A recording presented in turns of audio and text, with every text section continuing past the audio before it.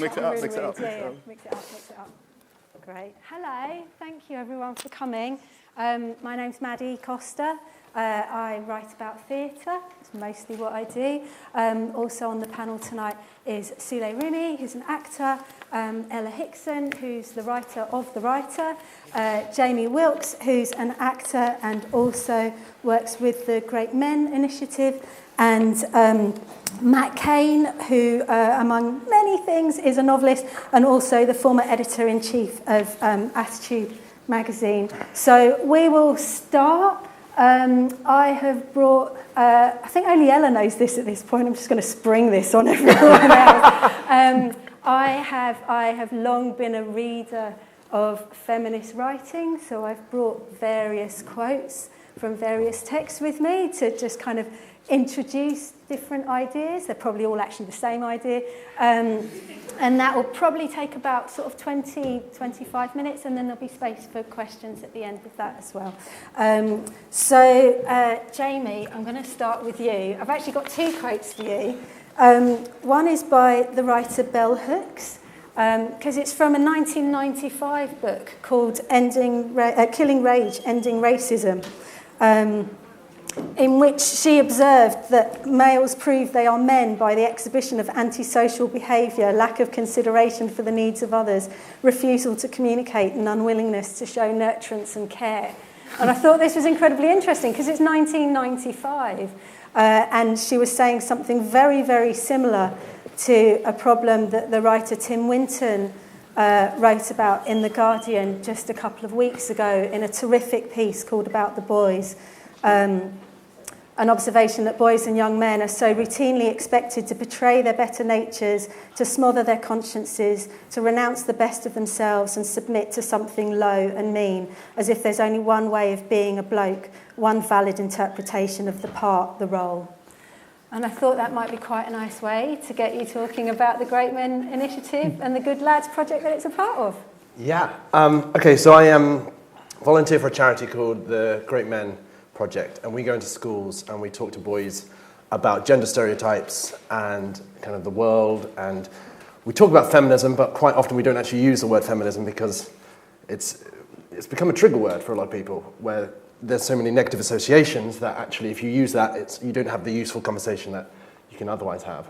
And we frame most of our workshop around this concept called the man box, which kind of fits in quite nicely with those quotes.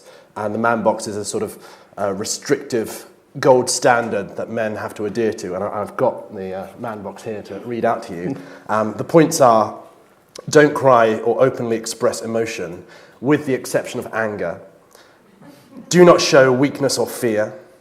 Demonstrate power control, especially over women. Be aggressive/dominant. Be a protector. Do not be like a woman. Be heterosexual, and do not be like a gay man. Be tough, athletic, strong and courageous. Make decisions, do not need help, and view women as property and objects. And so that's what we frame the workshop around. That's the restrictive man box and the gold standard that men have to sort of reach. I was watching a lecture by Michael Kimmel earlier, and he talks about when, if you want to be remembered, what do you want to be remembered as? And lots of men say, I want to be remembered as a good man. And that's being honourable, having good values, being respectful, being nice. And then he asks people, what does man up mean?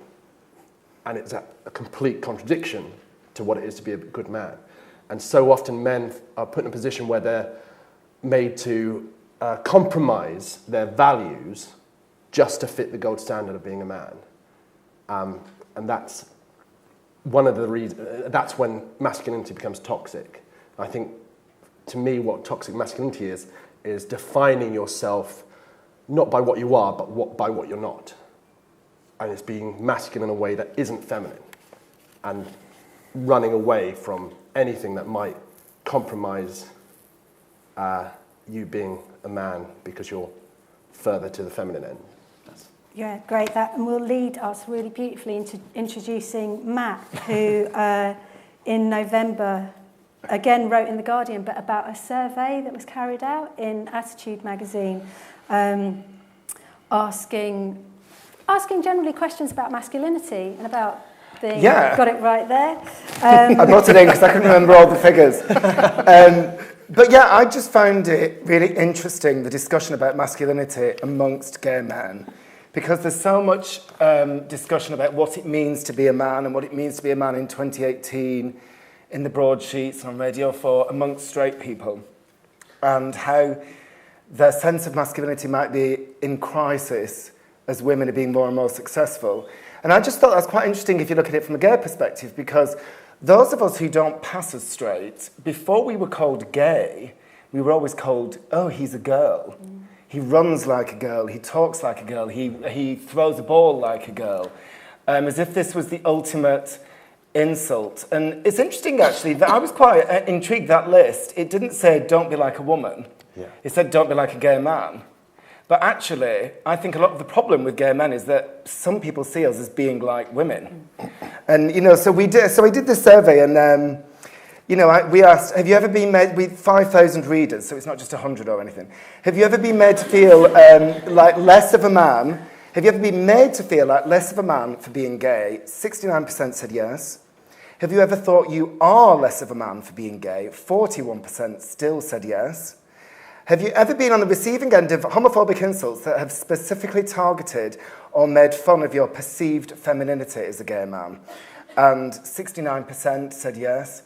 I mean, there's loads of things I could read out, but it's interesting. It can only be an insult calling somebody a girl or feminine if you think being a woman is an insult or inferior in some way. And, we talked a lot about what it means to be gay in a man, but it did make me think a lot about what it means to be a woman in a male-dominated world.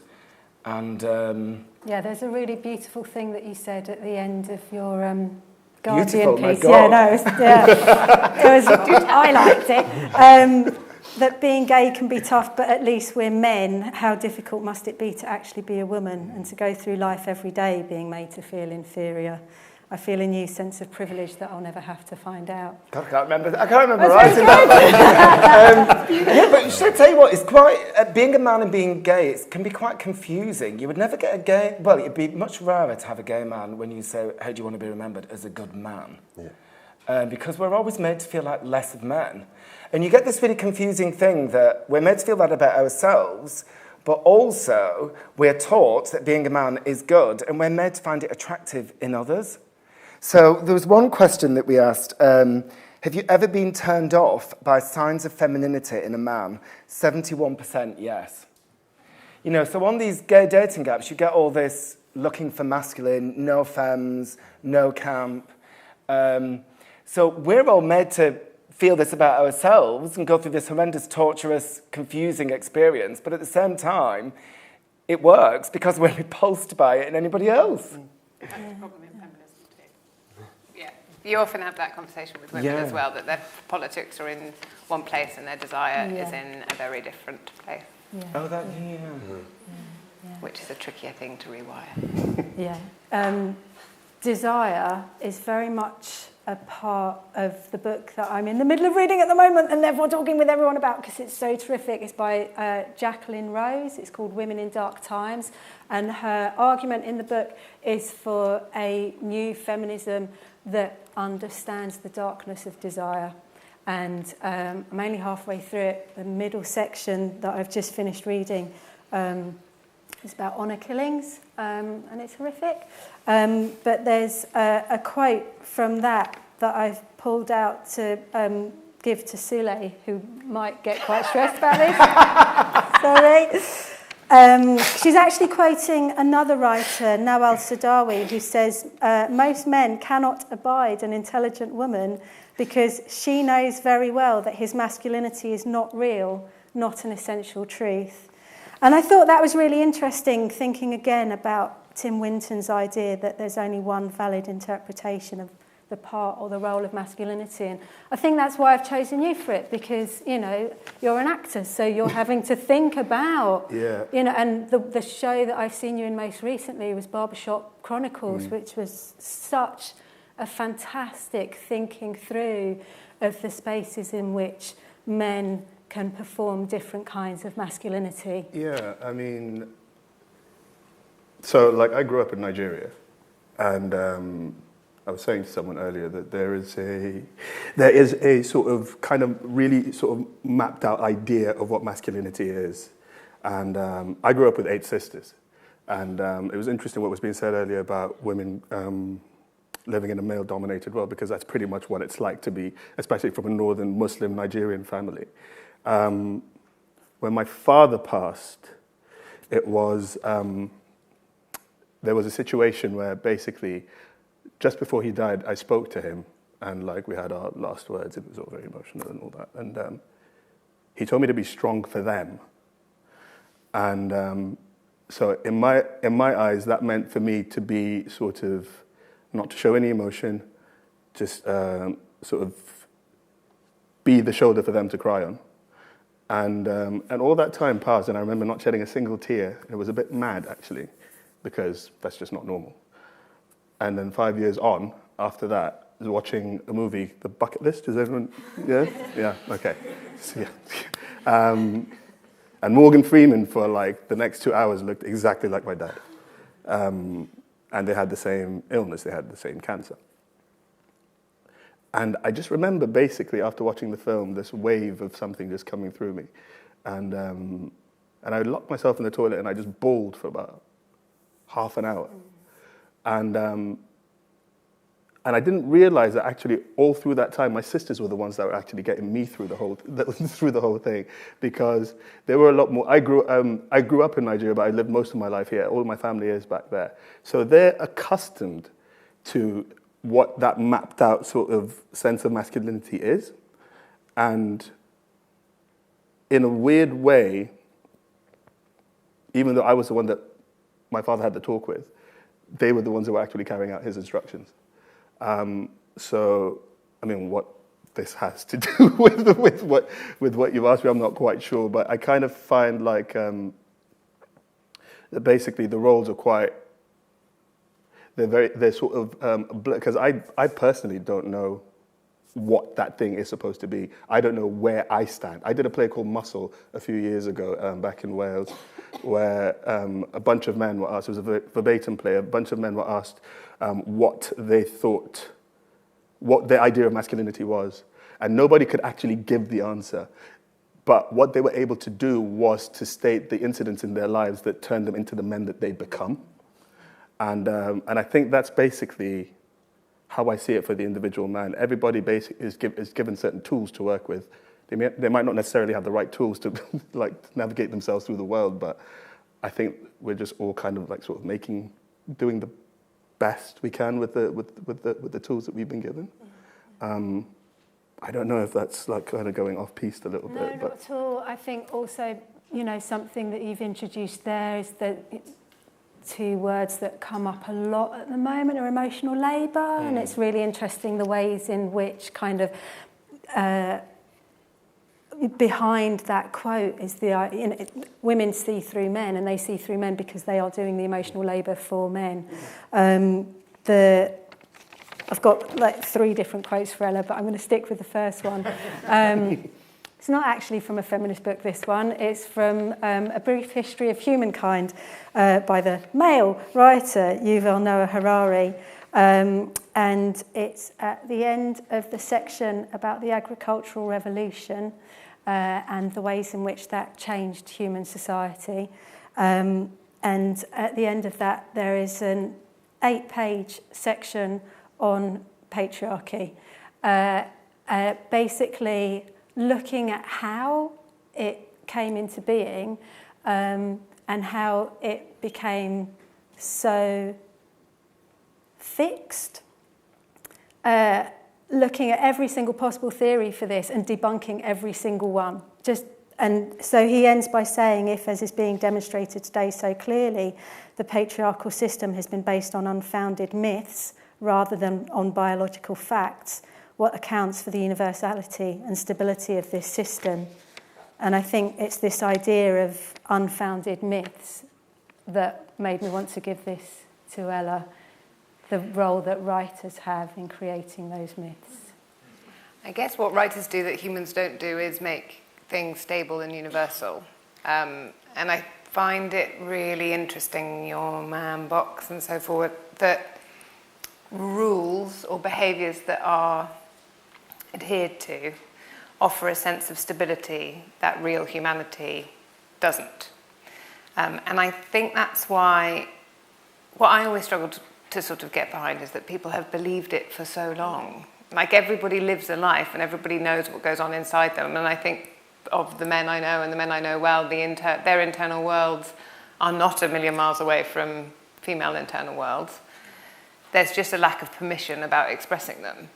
And I think in order to create control and stability and a world which feels saner than it would were we to be sort of truer about what was going on inside us, there is a set of rules that have made men perform a sense of control and stability that isn't particularly human. There's a kind of disguise to it. And that's what I find so confusing about patriarchal power, is to me it looks like an absolute victimhood. When I see people enacting patriarchal power, the performance of it is so clear that the victimhood of that, and yet they're performing the opposite of victimhood. And, you know, somebody said to me the other day, it's not about, they described masculinity not as powerful or not powerful, but as mature or immature. And there's nothing to me that looks more immature than sort of patriarchal performances of power. And the vulnerability when you see through it is awful, because you kind of got this wall of impenetrable nonsense. And you're just like, you're desperately sort of going, mate, I can see, I know what I know what you're doing, stop it. And then we can be, and there's a real maturity to the vulnerability and the honesty and the kind of, if you can be honest across that boundary, I think it's brilliant. But that's what's odd to me, is the kind of, the demonstration of power to me looks like victimhood. You are victim to a set of rules that have been ascribed for you. And you really feel like if we could all put them down, we would become like culturally more mature as a whole, and much more would be achieved. But there's an interesting role that desire plays in that. I still think that's the central thing that unpicks us. The amount of really brilliant feminist women I know who have a taste in men that like is baffling.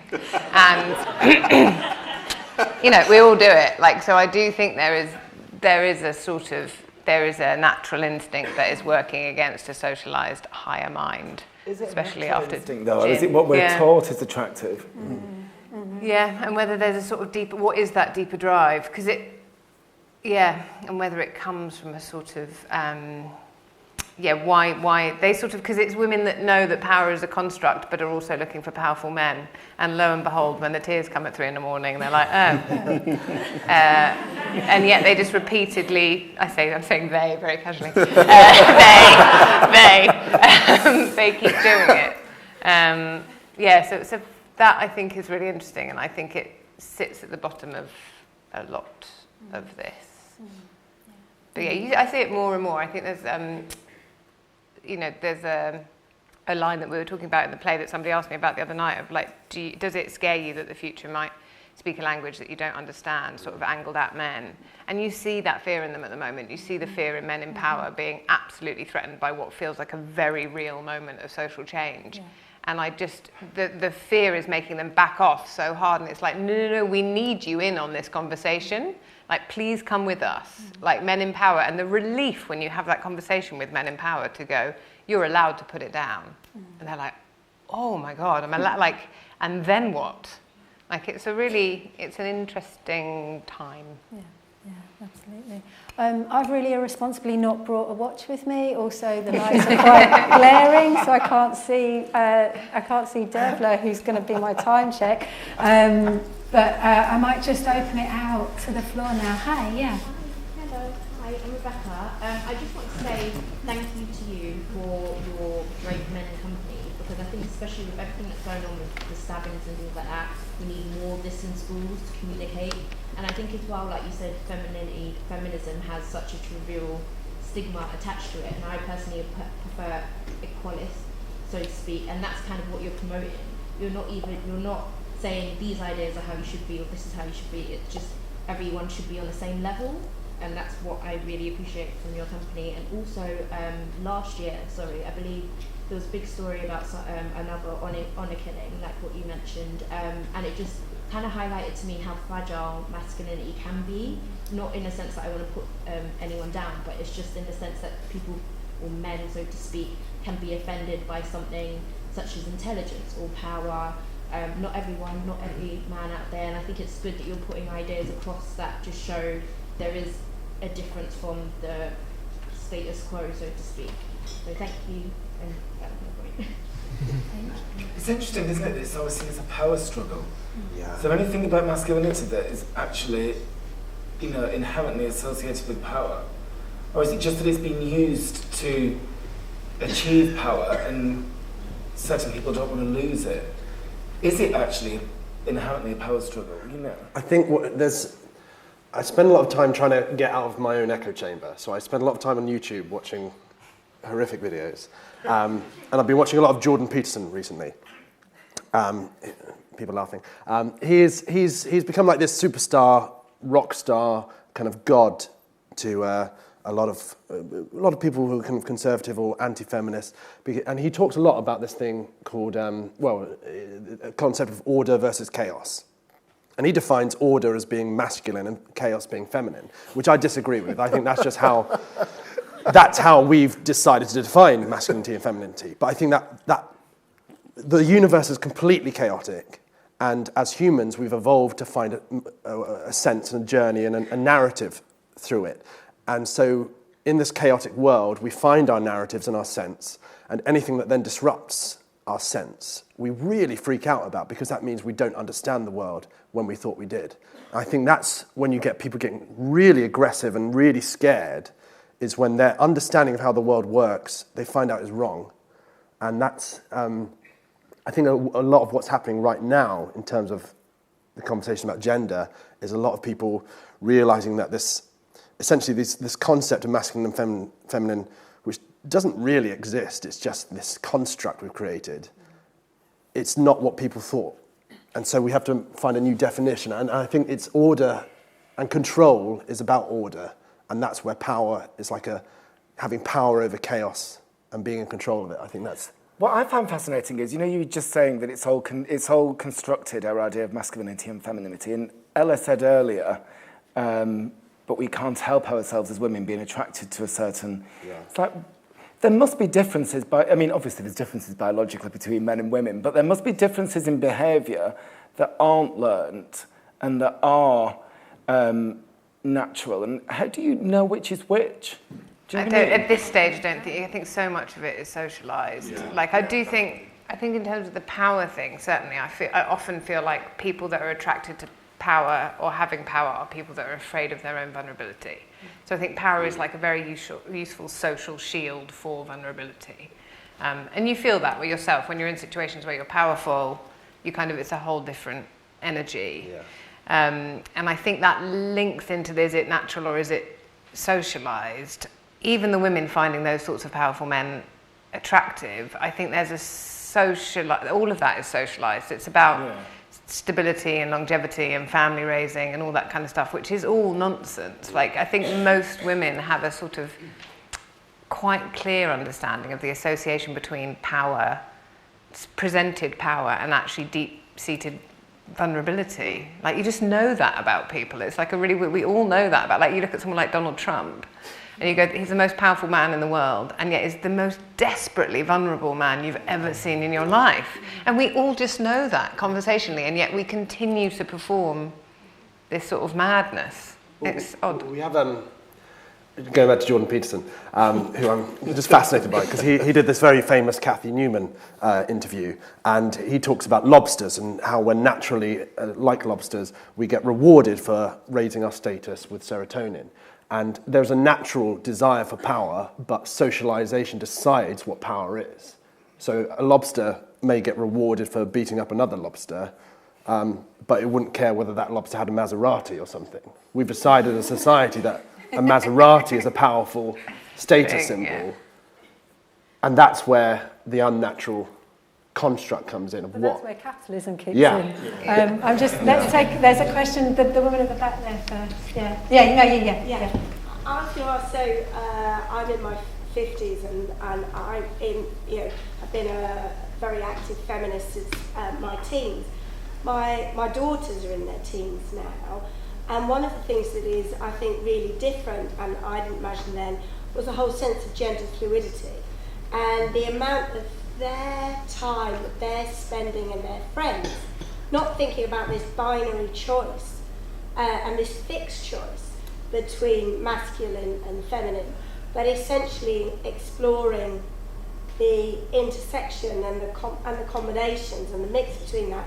And so I wanted to ask the panel how you thought gender fluidity and all the debate about gender as choice and all of those issues plays into some of this debate, which has been described in a very it's been a great debate, but very fixed between masculine and feminine, and experiencing under 20s, their dialogue about that is very different.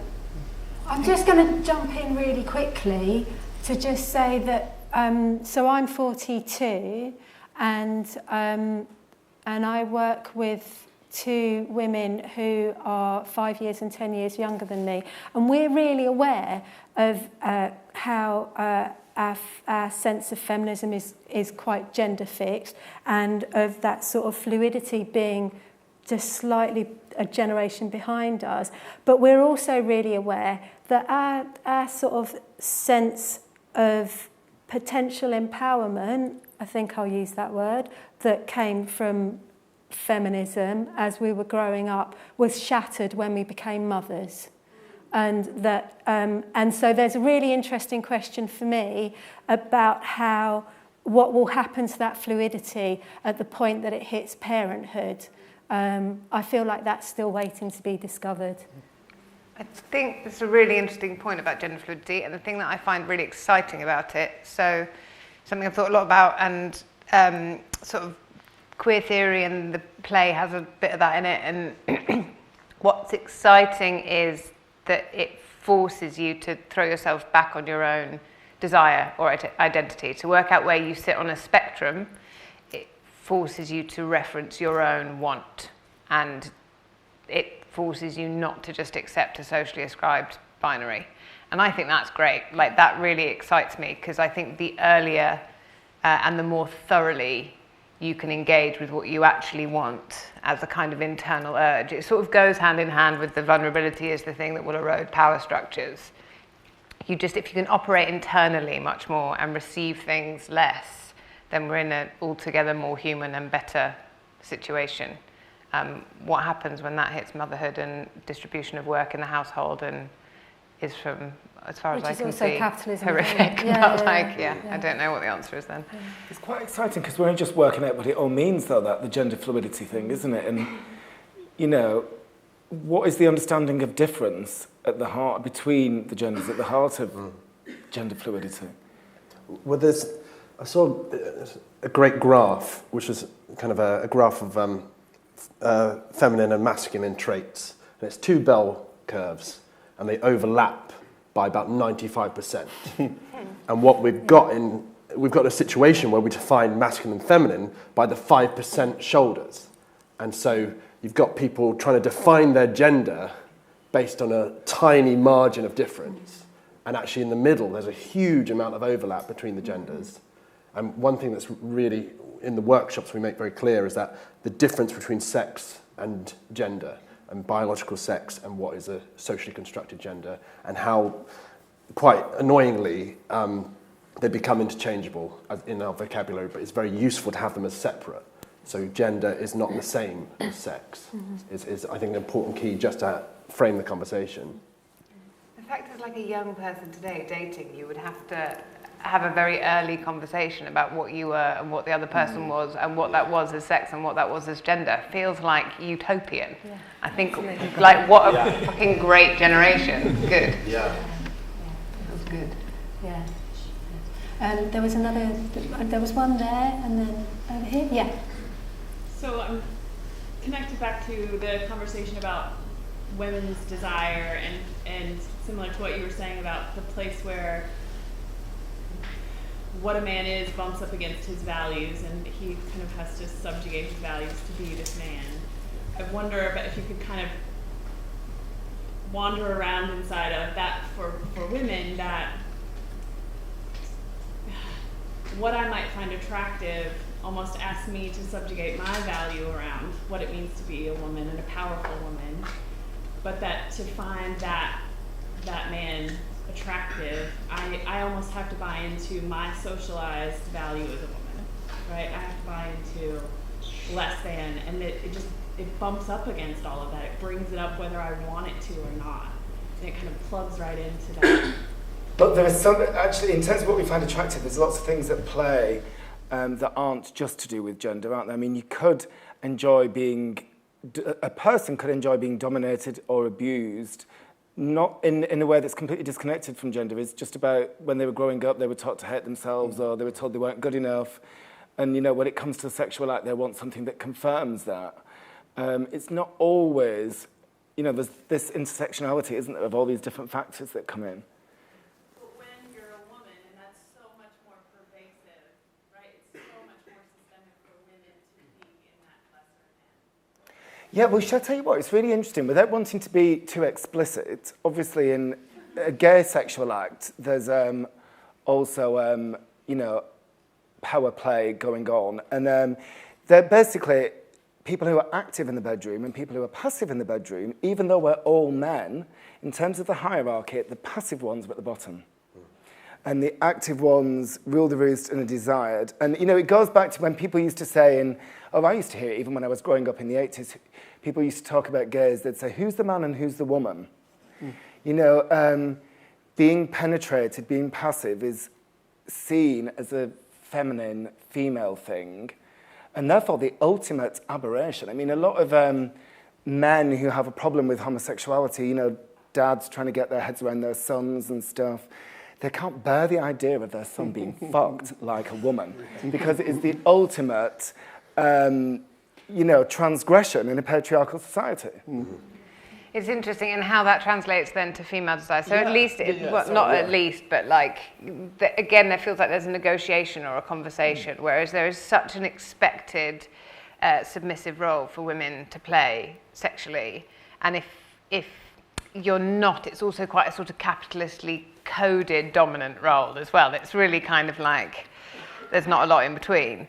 And I think there's something really, again, interesting about this generation coming up, that if it's a conversation about like fluidity and where you sit on that, there's a lot for women to have to negotiate about their own, your sexual desire as a woman, whether you want to be dominant or submissive. Your own sense of sexuality, of being sexual, is largely ascribed as being inactive, looked at, and object-like. So it's an extraordinary thing to then have to activate desire inside of that. So you sort of go into the bedroom knowing that you need to look a certain way in your pants, and you will mostly be looked at, and you will mostly be doing the things that look a bit like whatever they're meant to look like. And then a weird thing happens, that you start wanting something. And when you act on that want, you have no idea what that looks like, because you've never seen it on, you know. And it's interesting, like doing a lot of, being asked to write a lot of like telly and film at the moment, and always coming to me for like a feminist rewrite, blah, blah, blah, like, and I go, to activate female desire on screen, really no one has a sense of what that looks like. And women don't have a sense of what that looks like, other than you've got nothing between like, you know, some sort of underwear model and Trunchbull. Like, there's just like nothing in between. And it's just like an extraordinary thing to have to, your own desire throws you into a sort of like weird visual wasteland where you don't know what you look like. Shall I tell you what I was researching the other day? I was writing an article, because it's coming up to Madonna's 60th birthday, and I was writing an article about 60 iconic moments or something, and going over what she did with the Sex book in 1992, which was a visual exploration of her sexual fantasies as a woman, including the ultimate transgression of being dominated and rape fantasies and everything. I mean, she totally went there. And she went from being the most powerful, successful woman in the world, and she was brought right to the bottom with that book. And you look at it and reappraise it now, it's fucking brave and fucking interesting. You know, and I've no idea what was going on, her motivation for doing it. I mean, she did a good feminist talk when she was doing it. I have no idea whether there was looking for attention and all kinds of stuff mixed up. But it's really radical and really interesting. But the reaction to her doing it as a powerful woman. Yeah. And then what happens? And then you become desirous in a different way. So I was thinking about all those icons, sort of Madonna, and I think about Kylie and like all those, and they get pushed into a kind of like iconic but threatening sort of, if you're in control of your own desire as a woman. Well, the Kylie thing's interesting because she was always a lot less confrontational than Madonna. But one interesting thing I found a few years ago, and you still find it now, it's the poor Kylie thing. Oh, yeah, she's sold however many million records and she's so successful and this, that, and the other, but she can't keep a man. You know, as if that's a major failing. You used to see it with Jennifer Aniston, the poor Jennifer. I know. Yeah. People want to just bring them down. Because that's got to be the defining thing about your personality. You know, and any strong woman, I mean, look at what happened when Madonna fell over on stage. Everybody fucking loved it. This powerful woman, you know, if it had been anybody else or a man, but a woman who'd, you know, worn men's suits and gone like that, she falls over and literally the glee on all these male commentators' faces. Yeah, nobody liked it when Beyonce fell over. Nobody liked it when Beyonce fell over at all. It's like supporting what you say completely. It's funny, isn't it? That Kylie and Madonna get, I'll say Rachel, Jennifer Aniston get beaten with that stick a lot. Whereas you would be better if you were Melania, like Trump. Do you know what I mean? You sort of go, is life really better? Like for being. I think it's just a way of bringing them down, isn't it? It's just thinking, oh yeah, they've got this and they've got that, they've got the other, but they can't keep a man. Yeah. Let's take a question. There was one there. Yeah. I've started to become really aware that sometimes the arts as a section of the community can become very bubbled, can become a bubble of forward thinking and fast-paced thinking and really influential schools. And coming from a Catholic school in the East Midlands and then London Drama School, the change was ridiculous. I've never experienced these kind of moments and these kind of talks. And something that I wanted to talk about, Ella talked about, was the divide between political views and desire, which I had never experienced until I started branching out from my Catholic school. And so I wondered if you could talk a little bit more about how you feel. Do you feel like we can continue in a world where they are separate? Do you feel like there needs to be a meshing? Do you feel like where will that lead? Where will our desire lead us? I think our desire, I mean, God knows why I'm an authority to talk on this, but it's a lot about roles as well. I think desire doesn't know what to do with itself unless it's enacting a particular role. It's a little bit what you were saying as well. I think we're so heavily socially inscribed that the second you enter into so if you've been straight your whole life and then you're entering into a same-sex relationship, there's a thing that happens that you're just fishing around for like a safe place to like, you go, oh, I'm the guy, or oh, I'm the girl, or oh, I'm the wife, or oh, I'm the like tomboy. You're just desperately sort of grabbing for something that makes sense of your desire because you want it to feel coded, you want it to make sense to yourself. And it's a little bit what we were saying about vulnerability and masculinity and power. We've just got to be braver about knowing less and braver about operating just from want and just expressing that want and totally coming up against what you want might not want you back, or like, you know, you have to, you know, the normal hellish human stuff, but like, I think that our wants are inevitably going to be as different as we are as people. And the only real way to exist inside relationships where your want can be fully expressed, and hopefully with another person that wants relatively similar things, is communication. And it is a really honest like expression of vulnerability. And I find that so hope-giving. And I find those really magic. You know when you see a couple that you go, eh? But you can tell that the conversation has been had and they've both worked it out and they are in the middle of that Venn diagram, and you just think, God, that's brilliant. You've solved it. And then you see that horrific sort of thing of everybody that looks the same, getting married at the same time, having babies at the same time, and you go, I cannot believe your individual want is operating in a very strong way. You are like, you must just be like operating. And I do think there's totally a thing that for some people, social conformity is its own desire. It just trumps personal desire. And that's fine. Like if you happen to be built that way, that's lucky. There's lots of questions and there's like 30 seconds left or something, so just so I know the balcony doesn't feel ignored, can we have the balcony please? So I'm from Toronto, Canada, the home of Jordan Peterson, so for that I'm very sorry.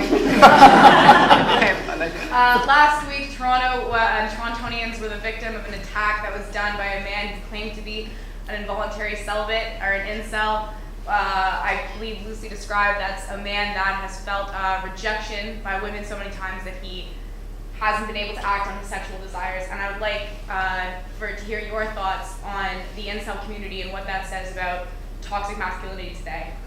So I've spent, since the terrorist incident, which is what it was, I've looked on these Reddit forums and looked into what it is driving these men. And I think we need to be careful about giving them too much gravitas. They're not an organised kind of group. There's nothing like that. But it's a group of men who have kind of found each other because of how technology works in this day and age. Lone wolves come together, find a network, find a community, and from there it's a downward spiral.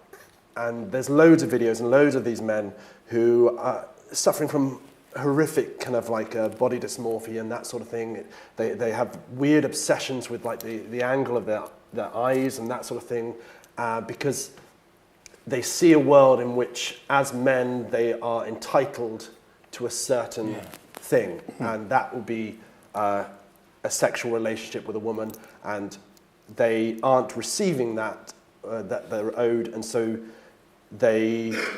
that turns into self-hatred on themselves, and through the incel community, they find other people like that, and then they start egging each other on, and it quickly turns into, well, we're not getting what we deserve. Whose fault is that? It's society's, it's women in society, and then it gets into really dark places of kind of inciting hatred and violence, and it's a very scary time. And the way the internet works now in terms of what's suggested to you, you can be watching an anti-feminist video, which we've seen in workshops, 14-year-old boys quoting things that are said in these YouTube videos. And in the suggested videos, you can quite quickly find yourself into incel kind of stuff.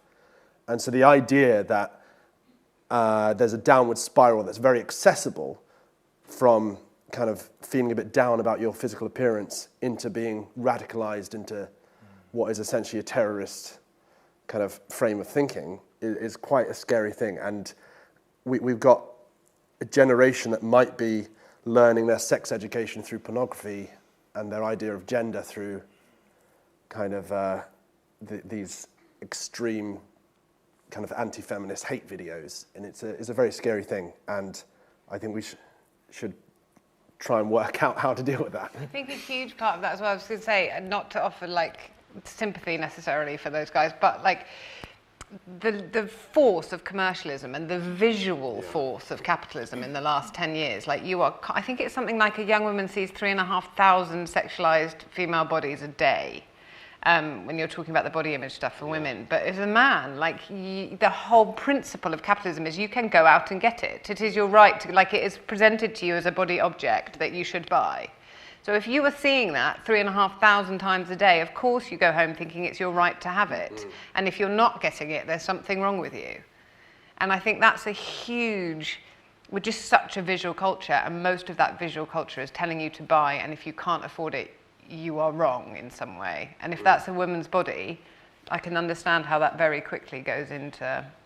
Yeah, and I think we've got a society where the narrative is, as a man, you overestimate what you're due, and as a woman, you underestimate what you're due.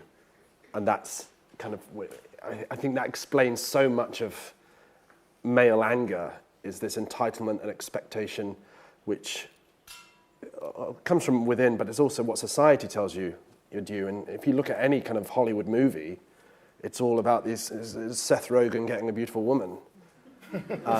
It's the stoner slacker being permitted this beautiful woman who's normally underwritten, and just goes, yeah, okay, I'll laugh at you a bit, but then it's fine, I'll overlook the fact that you don't have a job. He's a catch, isn't he? Just because he's a man. Can I just say one thing, actually, that reminded me? I remember my mum had a friend who was going out with this total waster of a man. He was alcoholic and a total mess and didn't have a job. And I said to my mum once, I don't understand what the attraction is. And my mum said, well, at least he's there. And I thought, oh my God, the bar is so low. Literally, as a man, you just have to be there. And you're considered a catch. It's so weird, isn't it? Can you imagine if a woman was a waster?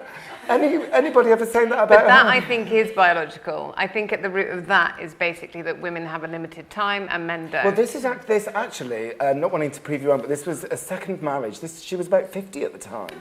So she'd had her kids, and it was... But I think it is considered a woman on her own. She just couldn't operate socially because everything, goes with... You're considered... They used to say, didn't they, that as a man you were considered successful through your career. People would say, what do you do? And as a woman, it's through your man and your kids and your... So if she didn't have a man, she was kind of adrift. So she just needed one to... The conservatism in this country on that subject is still pretty rife. Like, it's still one of the top 3 questions I get asked in any social interaction, is like, who is your partner? And I just don't think guys get it in the same way. No, they don't. They get defined by their work. My nana used the phrase confirmed bachelor the other day. as a positive, she went and married a confirmed bachelor, which was nice for him. And as it was a positive thing. I said, what's a confirmed bachelor? So it's just a man who doesn't want to get married. As opposed to a spinster, and Whereas there's a whole spinster with cats. world of... Yeah. We unfortunately need to stop, so apologies to everyone who didn't get a question. And I think the one thing that I want to lob out as a final thing is that I feel like one of the fluidities of the discussion is whether we're talking about individuals or whether we're talking about a system. And I feel like the question about the incels kind of brought some of that really sharply into focus. And I want to end with one final quote from a terrific writer called Ijoma Oluo from a piece she posted on Medium called The Anger of the White Male Lie, where she says, white male anger is steeped in a lie. It is fighting for what they were never going to have, for the promises that were never going to be fulfilled. Why were they supposed to have everything when everybody can see that there has never been enough everything to go around? And I think the thought I want to leave everyone with is that maybe it's not about individual actions, it's about systemic change. Thank you, everyone. Thank you very much.